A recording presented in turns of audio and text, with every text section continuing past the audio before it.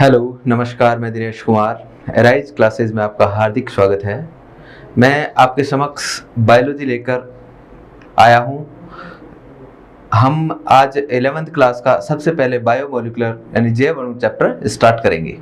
देखते हैं जैव अणु होता क्या है। चलो स्टार्ट।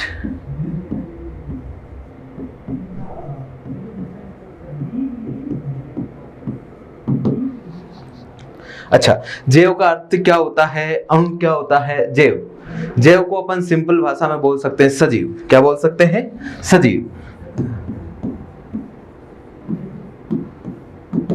जो जीव या सजीव किन चीजों से मिलकर बना होता है, वो ही सारी चीजें जैव अणु या बायोमोलिकुलर के अंतर्गत आती है। सबसे पहले बात करते हैं बायोमोलिकुलर में कौन कौन से भाग होते हैं। सबसे पहले बात करते हैं प्रोटीन्स, वसा या जिसे लिपिड कहते हैं, कार्बोहाइड्रेट,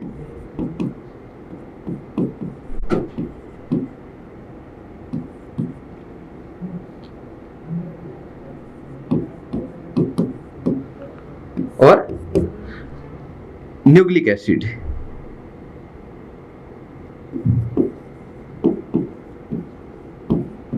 न्यूक्लिक अम्ल। ये होते हैं सारे कार्बनिक पदार्थ। क्या होते हैं? सारे कार्बनिक पदार्थ।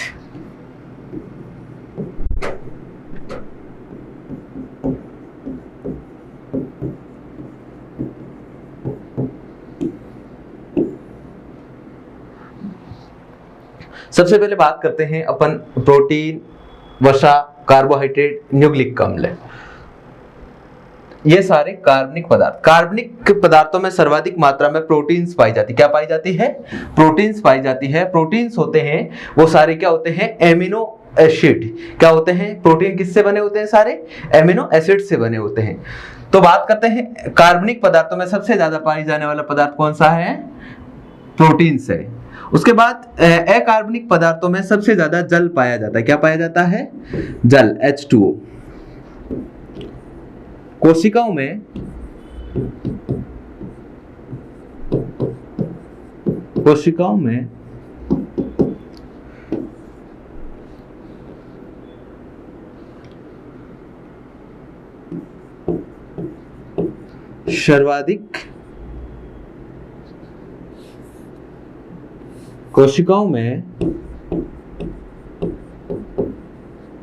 सर्वाधिक मात्रा में पाए जाने वाले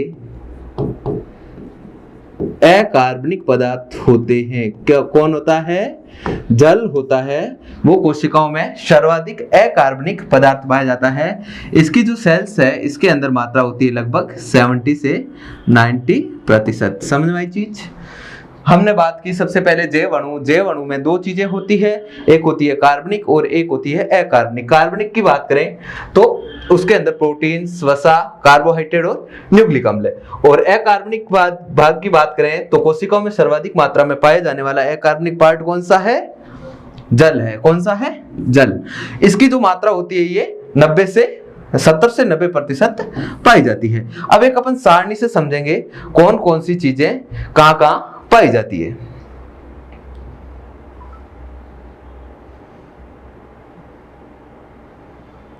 देखो कुछ चीजें हैं जैसे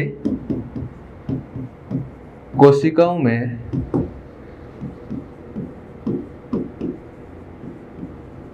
सर्वाधिक मात्रा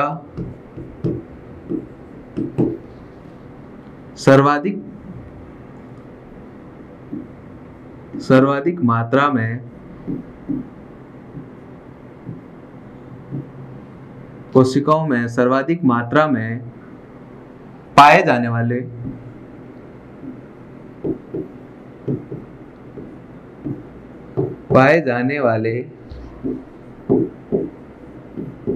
कार्बनिक पदार्थ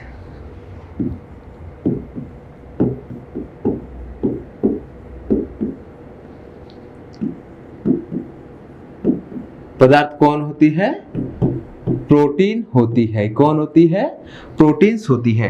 अच्छा, एक बार यूं पूछा जाता है कि जैव मंडल में सर्वाधिक मात्रा में पाया जाने वाला पदार्थ कौन सा होता है, तो वो कौन सा होता है? सेल्यूलोज होता है। कौन सा होता है?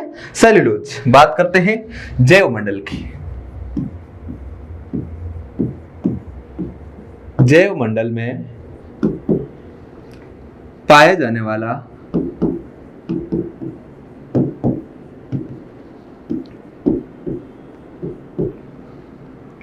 पदार्थ कौन है? सेल्यूलोज।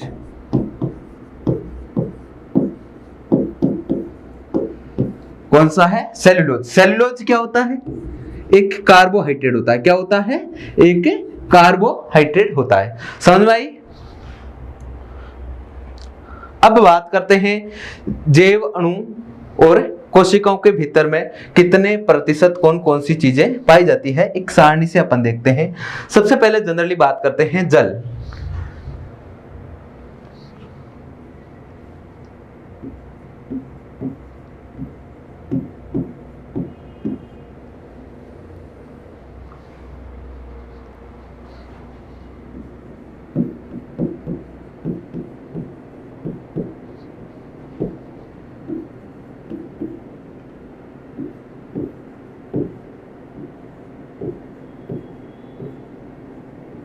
कोशिकाओं के भीतर थोड़ा कट रहा है चीजें।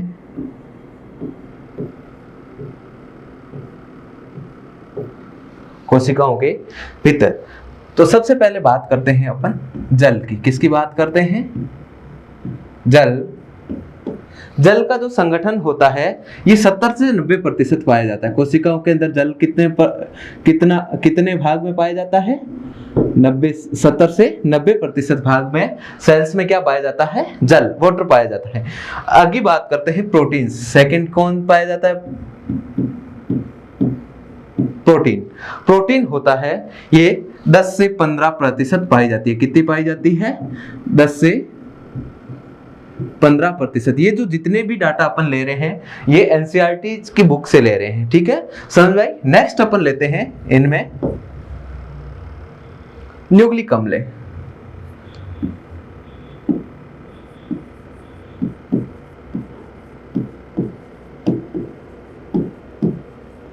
न्यूक्लिक अम्ल कितने प्रतिशत पाया जाता है अपने? 5 से 7%। कितना पाया जाता है? 5 से 7% पाया जाता है। समझ में आई चीज? उसके बाद बात करते हैं अपन नेक्स्ट कार्बोहाइड्रेट।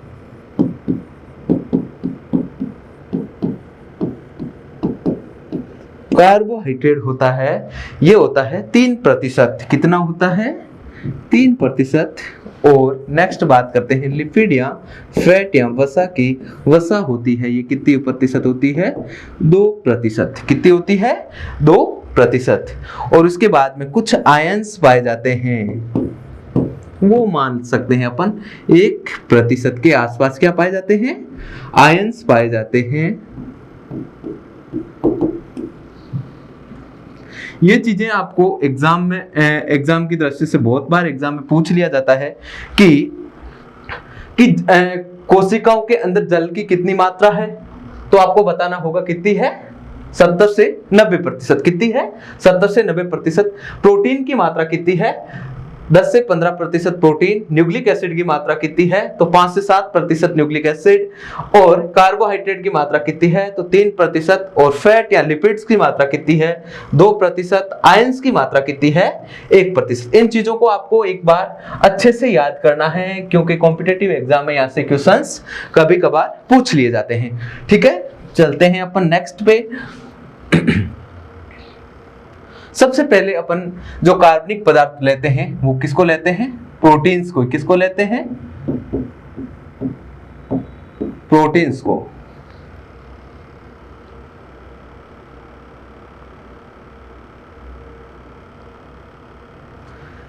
प्रोटीन्स में सबसे पहले बात करें तो ये कोशिकाओं में पाए जाने वाला यह है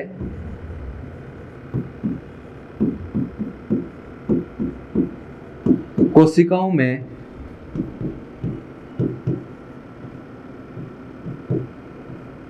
पाए जाने वाला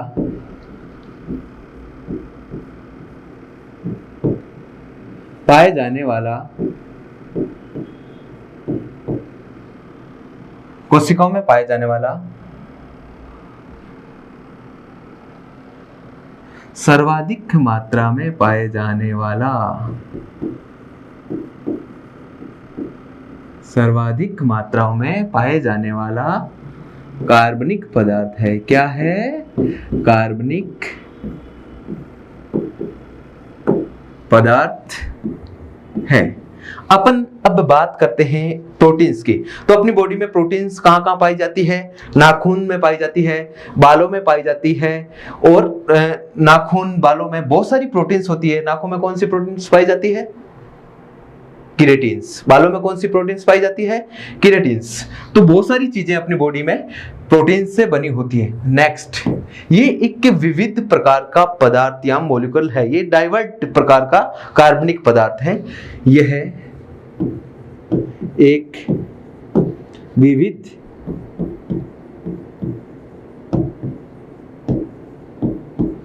प्रकार का कार्बनिक पदार्थ है।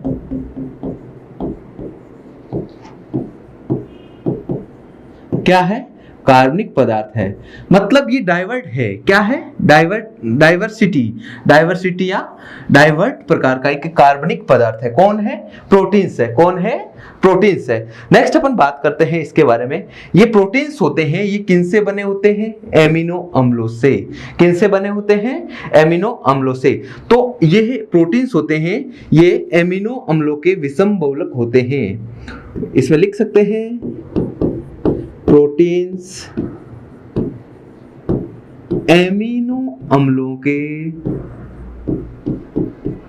विषम बहुलक होते हैं। क्या होते हैं? विषम बहुलक। क्या होते हैं? विषम बहुलक होते हैं। ये मैक्रोमोलिकुलर होते हैं। क्या होते हैं? ये वृहत अणु होते हैं। कौन होते हैं वृहत अणु? प्रोटीन्स होते हैं। तो अपन बात करते हैं जो सबसे पहले जो जैसे अपन कार्बनिक पदार्थ या बायोमोलिकुलर की बात करते हैं तो प्रोटीन उसमें अहम रोल होती है। जितने भी बायोमोलिकुलर में एमिनो एसिड्स है उनसे मिलकर किनका निर्माण होता है? प्रोटीन का निर्माण होता है। अब अपन देखते हैं एमिनो एसिड्स। प्रोटीन के बाद नेक्स्ट अपन एक अलग से unit of proteins amino acids को कह सकते हैं।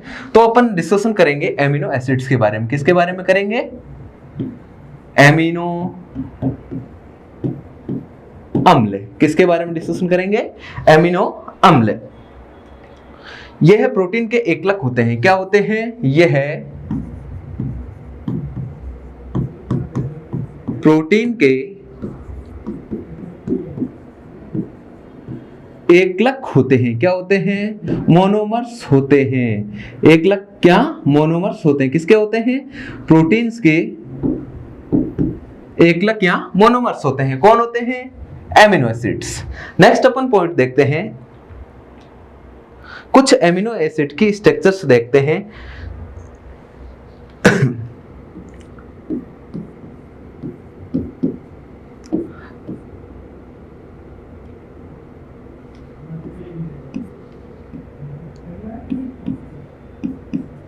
NH2, हाइड्रोजन और ये आर समूह।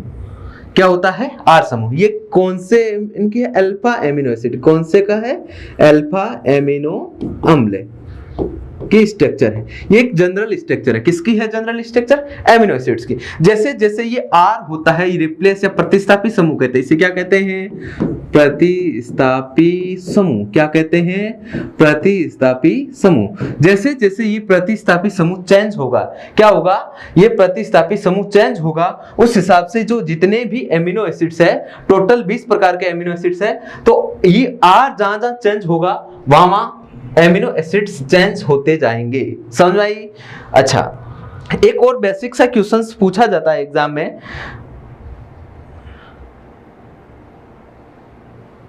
एक कुछ ऐसी प्रतिस्थापी समूह में लिख सकते हैं, सभी एमिनो एसिड्स में, सभी एमिनो अम्लों में प्रतिस्थापी या आर समूह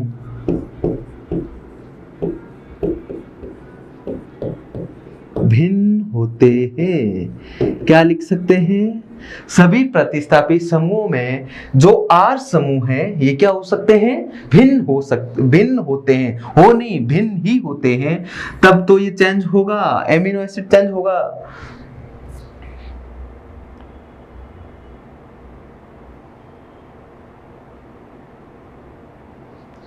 एक अपन बेसिक मीथेन की बात करते हैं। किसकी बात करते हैं? मीथेन। मेथेन क्या होता है? CH4 होता है। क्या होता है? CH4, एक कार्बन, हाइड्रोजन, हाइड्रोजन, हाइड्रोजन और हाइड्रोजन। अब देखो इसे क्या कहते हैं? प्रतिस्थापी एमिनो अम्ल कहते हैं। मीथेन को एग्जाम में एक बार पूछा गया था, एग्जाम में क्वेश्चंस, कि मीथेन को प्रतिस्थापी एमिनो एसिड्स कैसे कहते हैं। यदि इस साइट पर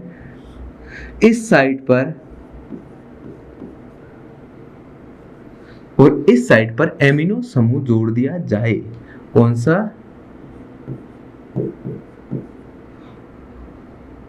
ठीक है, तो ये क्या हो गया? एमिनो एसिड्स हो गया। क्या हो गया है? एमिनो एसिड्स हो गया।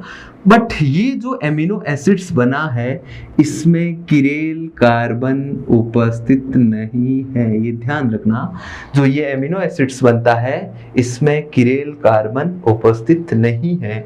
जो अल्फा एमिनो एसिड्स अपन ने लिया है उसमें किरेल कार्बन प्रेजेंट है।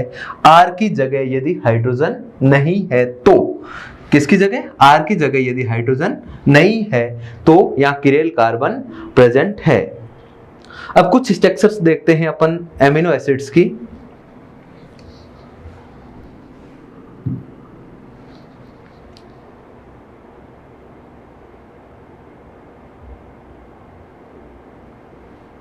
एमिनो एसिड्स में एमिनो अम्लों में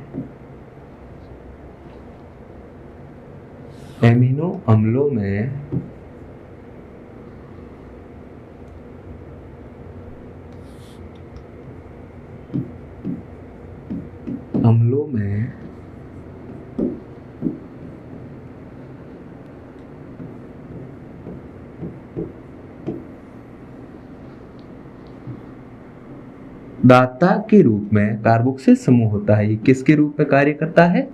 दाता के रूप में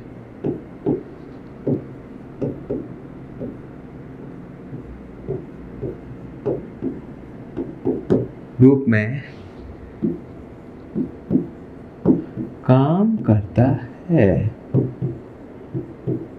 किसके रूप में करता है? डोनर के रूप में काम करता है।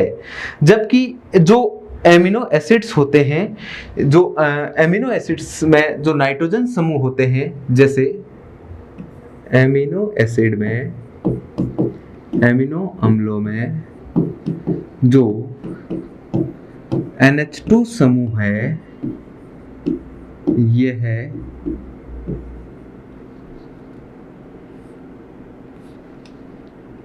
समूह है, यह है ग्राही के रूप में, ग्राही के रूप में कार्य करते हैं। जैसे अपन अल्फा एमिनो एसिड के स्ट्रक्चर्स देखी थी, तो अपन एक बार फिर से देखते हैं। एक कार्बन है, कार्बन पर 4 संयोजकता होती है, ये होता है प्रतिस्थापी समूह। यहाँ पर एक हाइड्रोजन समूह प्रेजेंट होता है, यहाँ एक कार्बोक्सिल समूह प्रेजेंट होता है, और यहाँ कौन सा होता है? एमीन समूह प्रेजेंट होता है। ठीक है, अपन इसमें जो ये पोर्शन है, जो कार्बोक्सिल समूह उपस्थित होता है, ये हमेशा दाता के रूप में भूमिका निभाता है, और जो ये NH2 समूह प्रेजेंट होता है, ये ग्राही के रूप में भूमिका निभाता है। ये कैसे निभाता है इसके बारे में अपन डिस्कशन करेंगे। अच्छा, एक यहाँ पर और क्वेश्चंस बनता है कि जब एक ही एमिनो एसिड्स जब दाता और ग्राही के रूप में भूमिका निभाते हैं, इन्हें ज्विटर आयंस कहते हैं। क्या कहते हैं? ज्विटर आयंस कहते हैं। कुछ क्वेश्चंस इनके बारे में अपन डिस्कशन करेंगे। जब एमिनो अम्ल जब एमिनो अम्ल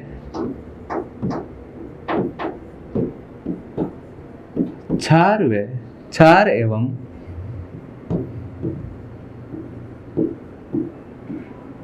अम्ल दोनों की भांति